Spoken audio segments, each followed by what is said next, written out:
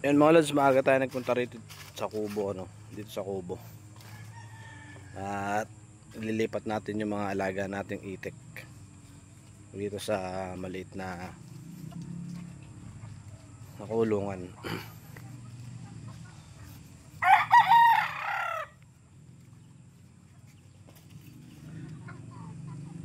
Ano mga lods, nilinis ko na to eh.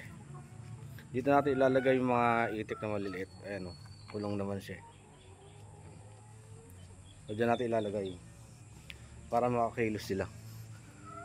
Ito na kasi alaga natin eh. Masikip na dito eh. Para makalaya sila, doon natin siya ilalagay. So update ko kayo mga lods. Ayan mga lods, umpisa na natin baklasin yung mga yero, no? Oh, diba? Mamaya ka na mo JB, tulungan mo na ako magkabit nun. Nung ano, tayo kabit natin. Ayan, babaklasin na nibilas yung mga bubong doon, mga yero.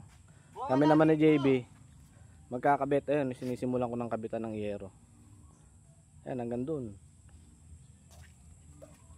Tara. Kabit na. JB, tulungan mo muna ako.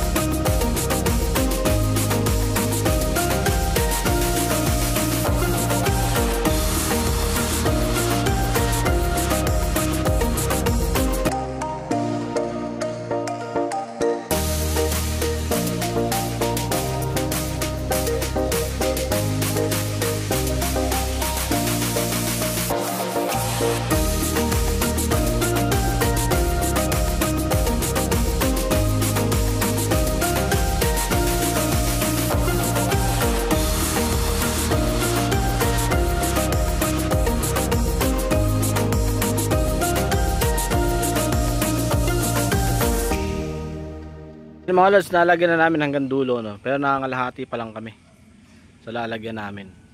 Ay, yung mga dala namin baon. Nalagyan na namin siya. Ayan. So doon ako maglalagay ng gate sa may dulo ng yero na yon. Tapos bubuhusan namin yung irrigation para makapasok yung motor dito sa Tag-Araw. Ngayon kasi pwede naman pasok, kaso ano siya, nagpuputik dyan, oh. Nagtambak na nga ako dito daan tao kasi nagkakatubig yan. Ayan, oh, luwang. I-sprayin ko ng pandamo para mamatay yung damo. Ayan. Nandito lang kami, lods. So may natitira pang 6 na yero. Konti na lang idadagdag namin. Aabot siguro hanggang dun sa may, ayun, sa may sa gitna nung puno na yun. Aabot dun yung yero. So konti na lang idadagdag namin dun. Siguro dun mga 4 na yero na lang. Dito gagawa ng gate. Ayan, oh. Masinap na siya, oh. Yero yung ilalim kasi kinakain ng aso yung lambat. Tapos ganyan lang kataas. Ang taas ay ito, mataas din, oh. Makikita nyo, lampas tao. So sinip na siya, hindi na makakawala yung manok sa bibi. Ayun, oh. Ganda ng tanawin, oh.